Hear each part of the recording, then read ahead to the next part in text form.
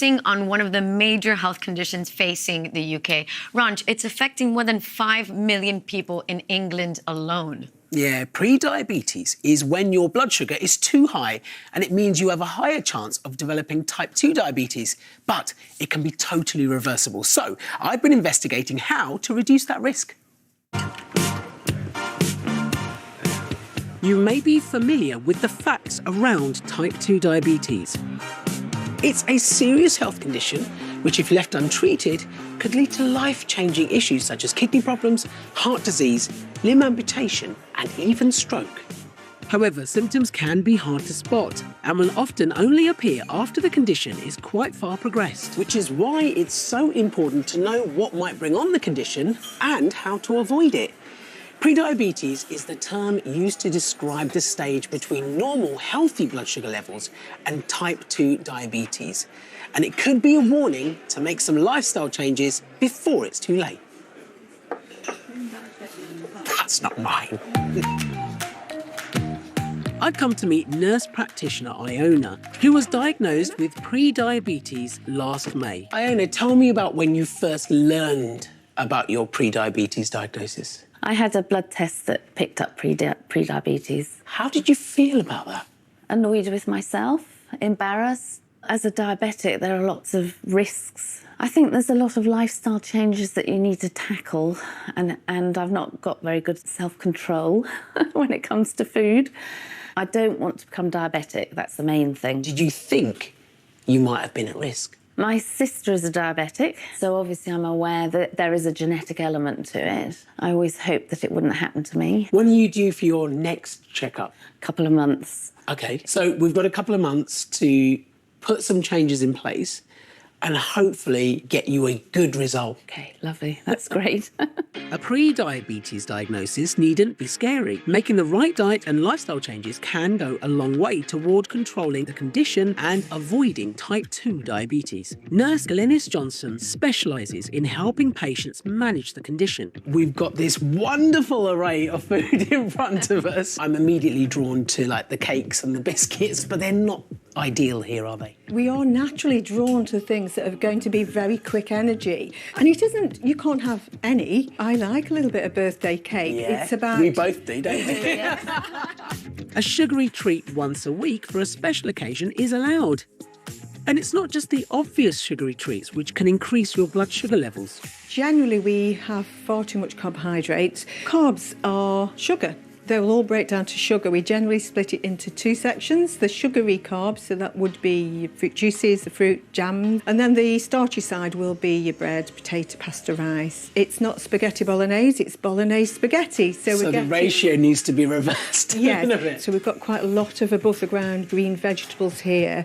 About half of your plate should be some sort of vegetable above the ground. Then just a quarter of that plate is the carbohydrates. And then we need some protein. So the meats, vegetarian sauces, the beans and the pulses. Yeah. A good quarter of the plate that. And then not forgetting we need the healthful fats, olive oils, the avocados. So you said to eat things more above the ground than below the ground. So what's wrong with root vegetables? There's nothing wrong with them. Because they're a root vegetable, there will be more sugary from that starch, but they're good choices for your carbohydrate quarter because they've got much more nutrients. I mean, how much sugar would be in there? A potato that size, 10 to 12 teaspoons of sugar, which is quite often a surprise. That's a lot of sugar. Yeah. That's important for diabetics and pre-diabetics, isn't it? Yes. Because the body needs to be able to deal with that, and they may not be as good at dealing with that. And as well as keeping an eye on how much is on your plate, there are some more high-tech solutions to monitoring your sugar intake. Continuous glucose monitors have been quite a revolution for people, particularly living with type 1 diabetes. It's not a diagnostic tool, but we're actually seeing how useful they are to help people to understand what's going on within their bodies. This little patch monitors sugar levels from just below the skin and sends the information to your phone, giving an indication of how different foods convert to sugar in your blood. Iona is going to wear this device whilst trying out Glenys's nutritional tips to see if her blood sugar improves. Prediabetes can affect all of us, but those little changes can make all the difference. Olympian Michelle Griffith-Robinson was diagnosed 6 years ago, but today has completely normal blood sugar levels. Michelle, did you ever think that you, of all people, might be at risk of prediabetes? I'm an Olympian. You know, I retired from athletics 18 years ago. I triple jumped 14 metres 08, which is still one of the best ever jumps ever in the UK. And I never let myself get out of shape. I'm too vain for that. So I never thought that I would get a pre-diabetic diagnosis. Yeah. I know the history as well of my family and realised that actually mine was, majority of it was down to genetics. Black, Afro-Caribbean, the statistics are there that show that we're more prone to get it. So you applied your athlete mindset. What sorts of changes did you make? I went on very high protein, very low carbohydrate, movement after meals. And then only within the last 9 months, I got the full diagnosis. Basically means that I'm out of the pre-diabetic range, but I'm obviously going to still be very, very careful for the rest of my life. So I've met a lady called Iona, and she's just recently been diagnosed with prediabetes. What sort of advice would you give her? I would say to Iona, first and foremost, small changes day by day that you can make. Movement after meals. Are you moving a lot? Really scrutinizing what small modifications can you make for long-term changes. We're not in control of my genetics. My genetics have helped me to jump far, to do really well, but I am in control of what I consume. 2 weeks on, and Iona has spotted a pattern in her blood sugar levels.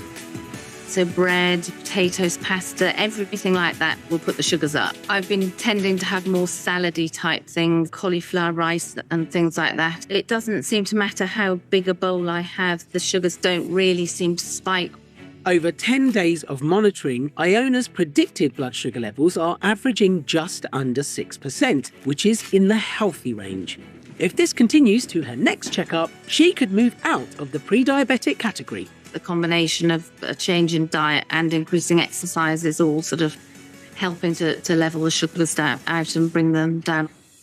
Simple steps can make a real difference to pre-diabetes risk.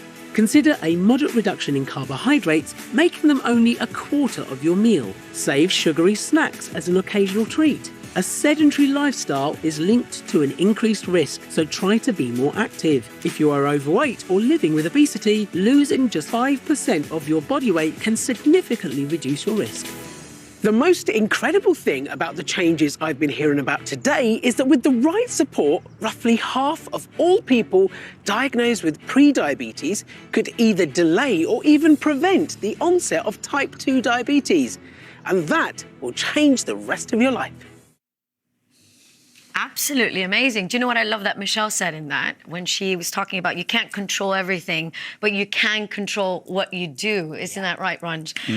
We have had quite a few questions coming in for you. We're going to start with Salvatore, who said, my blood tests have shown me as pre-diabetic for 14 years. I've done everything recommended by the NHS, such as healthy diet and exercise, but my test result has not changed. Does this mean that pre-diabetes is just my natural baseline and not related to the factors? No. So what it probably means, we can use different tests to diagnose prediabetes, and if your test results aren't normalising after simple lifestyle modifications, you probably need more than just those simple modifications. And just think, if you hadn't put those measures in, your test results could be even worse. OK.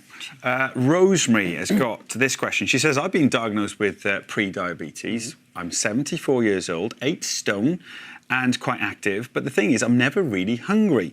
Is it OK to be skipping meals with pre-diabetes? So there's no risk of hypos with pre-diabetes that you get, for instance, in type 1 diabetes.